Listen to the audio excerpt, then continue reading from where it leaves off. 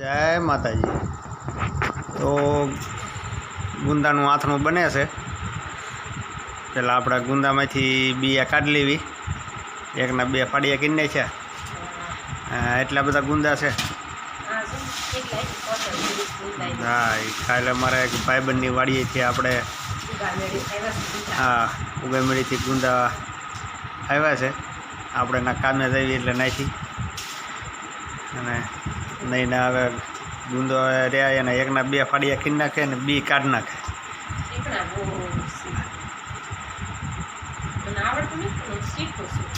એટલે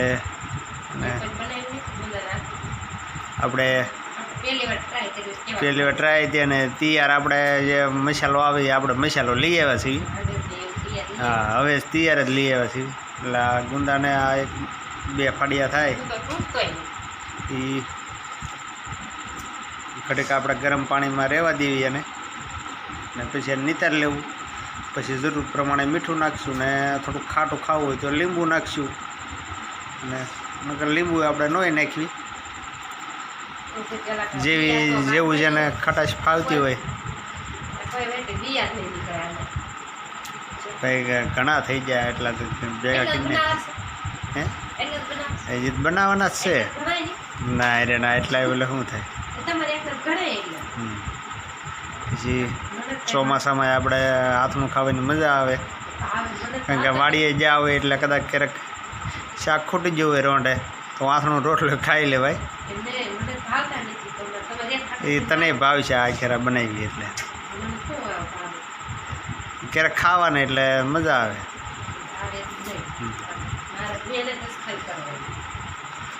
મહેનત તો કરવી પડે ને। એટલે આ બધા ગુંદા શીખાય, બધા ગુંદા આપણે શીખી જ નાખવાના। હા, ના ના, એટલે જેટલા જોઈએ એટલા આપણે પેલા હાથનું બનાવીશું। હા, બીજા ગુંદા જોતા હોય, ગુંદાના હાથનું ખાવું હોય તો લઈ જજો। વાડીએ ગુંદો નથી પણ આ બીજાની વાડીએથી આવ્યા છે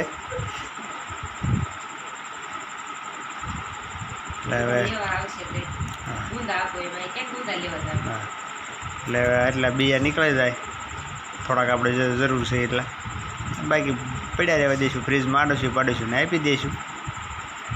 તમારે જોતા હોય તો બીજા કોઈને વિડીયો જોતા હોય એને તોય લઈ જજો, તો અગાઉ લઈ જજો, નકર પછી કોઈને દેવાય જાય તો પૂરા થઈ જાય।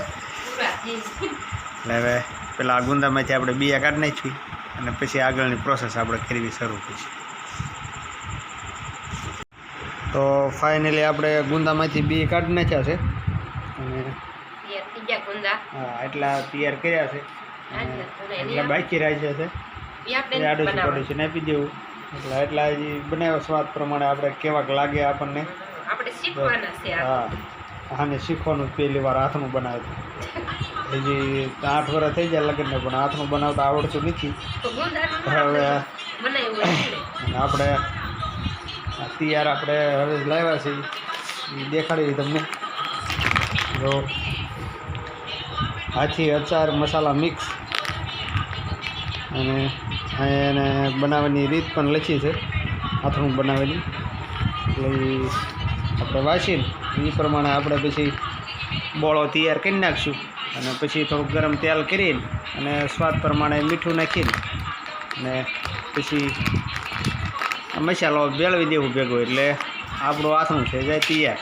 અને હવે આ ગુંદાને સરખા હજી એક પાણીએ ધોઈ નાખવા બીજા,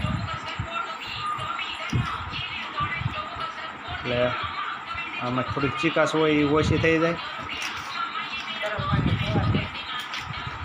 એટલે થોડુંક ટાંકામાં ગરમ પાણી હોય તો એ લઈ લે થોડુંક, એટલે એક પાણી હવે ધોઈ નાખ, એટલે પછી માથા ગરમ તેલ આવે એટલે તો ઘણી ખરી ચીકાશ ઓછી થઈ જાય।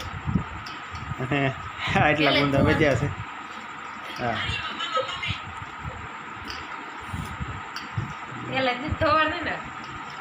ના ના, તેલથી થોડા ધોવાય, તું એમ લાગે છો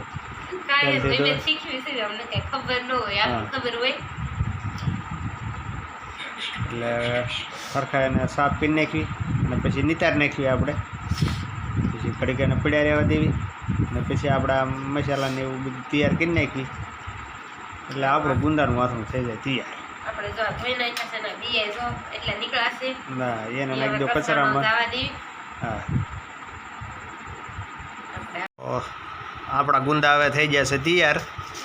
2-3 પાણી આપણે ધોઈ નાખ્યા અને હવે એક નીતારી લેવી અને એક ડીશમાં કાઢી લેવી એને. હા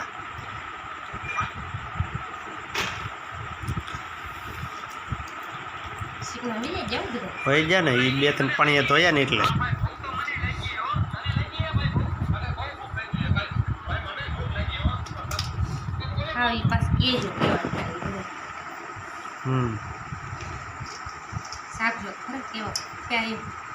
એ તો હવે પછી ખબર પડે કે 1-2 કલાક તો થોડો કઈ ખરખો ઓલો ઉભો થાય ઓળો આવી જાય. હા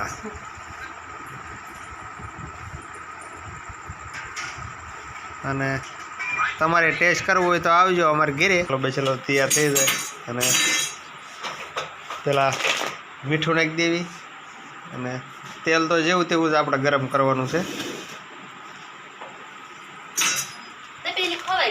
આ તપેલી પડી ગઈ છે. હા બીજી તપેલી લઈ લે. પહેલાં આમાં આપણે મીઠું નાખવાનું આમાં. હા અને પછી આ મસાલો આપણે નાખી દેવાનો.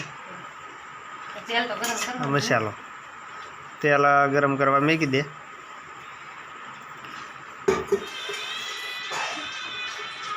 ડૂબે એટલું આ ગુંદા ડૂબે એટલું. તપેલીમાં આપણે તેલ મૂકી દીધું ગરમ કરવા.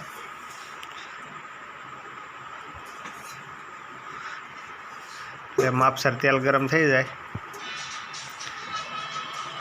એટલે પછી આપણે આ ગુંદાના ઓલામાં ઉમેરી દેવાનું તેલ.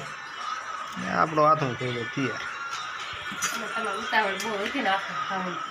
હાથનું તો બે ભાઈ લાવ્યા હતા કારખાને અને દાઢે લાગ્યું પછી શું થાય.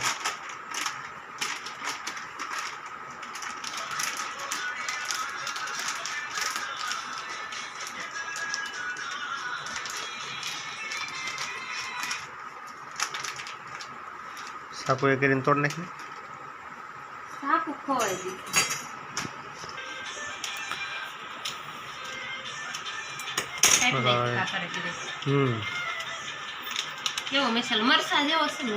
હા એવો છે મસાલો. એમાં બધું મિક્સ હોય. તૈયાર આવું છે બધું. પેલા રાયના કુરિયા ને મેથીના ને પછી બીજા કુરિયા કયા લાવતા? રાયના મેથીના ને બીજું કાંઈક આવતું એ છે ભાઈ. હા ધાણાના કુરિયા.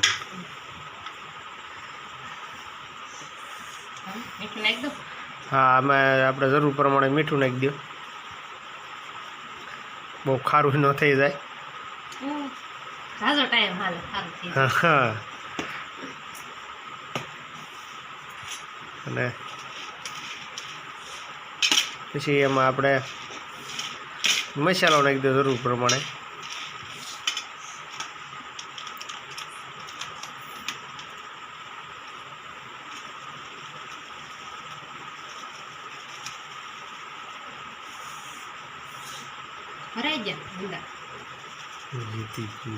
ઉપર ઉપર ભરાઈ જાય, હેઠે બધા બાકી ન હોય.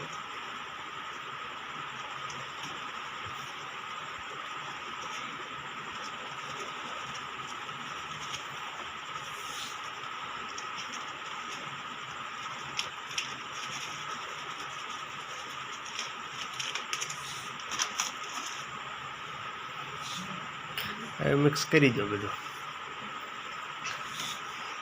અને તેલ ગેસ ધીમો કરી નાખે એટલે તેલ થઈ જાય માપે. મસાલો નાખી દીધો અને હવે બધું કરી દો મિક્સ.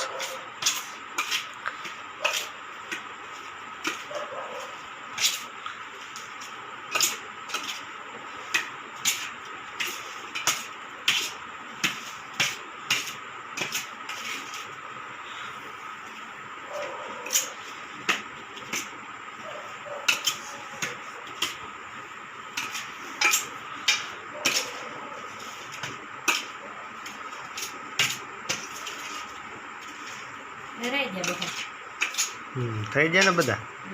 એ માથે તેલ નાખ્યું એટલે બધા રેડી થઈ જાય કમ્પ્લીટ. એક તપેલીમાં કાઢી લેજે મસાલો થોડોક નાખી દે બસ. એ 1 કિલો કેરી હોય કે ગુંદા હોય એનો મસાલો છે 1 કિલો. 1 કિલોમાં આપણે નાખી દીધા. આપણે 500 ગ્રામ જ ગુંદાનું આથણું બનાવવાનું છે એટલે આપણે અડધો મસાલો નાખ્યો.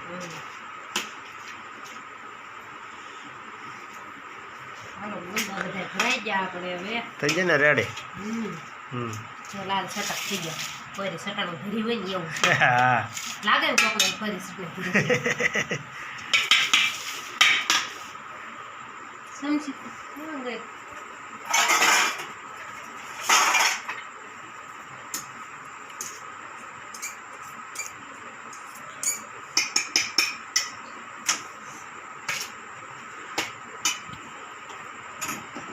આપણું તેલે થઈ ગયું છે ગરમ અને ગરમ છે ને હાણસી રાખજે કે કપડું રાખજે. ચાલો હવે ગુંદા ઉમેરી દો આપણે તેલમાં.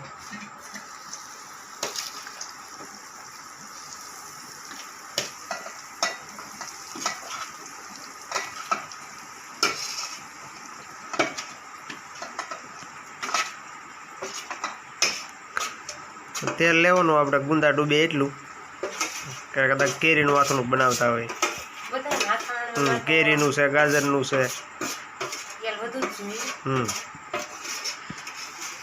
તો જ આથણું 12 મહિના સારું રહે. ભલે ને તોય બીજાને 12 મહિના બનાવવું હોય ને એ પ્રમાણે ઓલું થાય ને.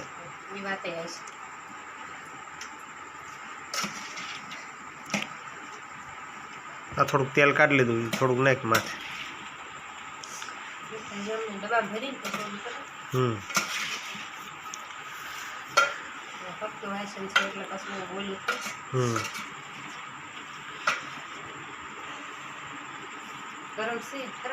હા ઠરવા દે. અને થઈ ગયું આપણે ગુંદાનું આથણું તૈયાર.